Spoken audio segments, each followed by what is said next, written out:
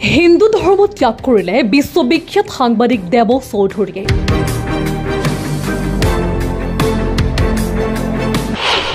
সাংবাদিক দেৱ চৌধুৰীয়ে সলনি কৰিলে নিজৰ হিন্দু ধৰ্ম।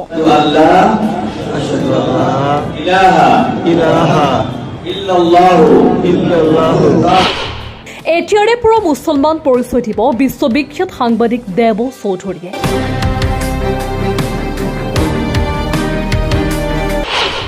ইছলামৰ প্ৰতি আকৰ্ষিত হৈ দেৱ চৌধুৰীয়ে গ্ৰহণ কৰিলে ইছলাম ধৰ্ম।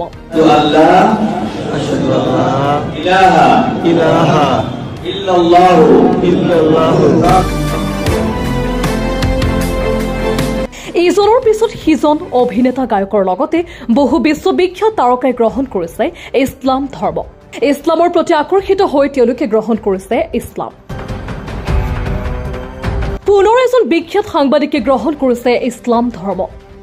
বিখ্যাত ক্ৰিকেট বিশ্লেষক তথা সাংবাদিক দেৱ চৌধুৰীৰ ইছলাম গ্ৰহণ কৰে।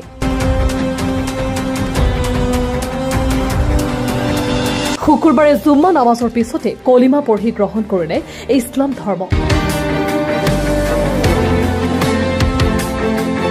ঢাকাৰ দাৰুছালাম শাহী মছজিদত নামাজৰ অন্তত গ্ৰহণ কৰে ইছলাম ধৰ্ম।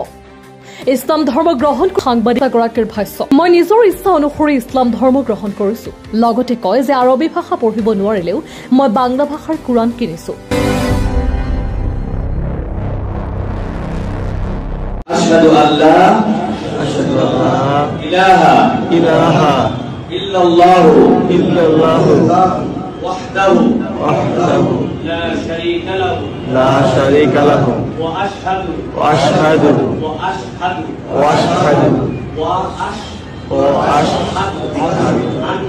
أن محمدا عبده ورسوله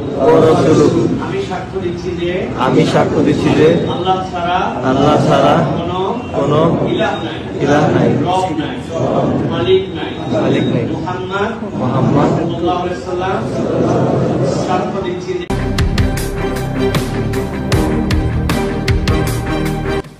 নিউজ ডেস্ক রিপোর্ট, এই নিউজ প্লাস।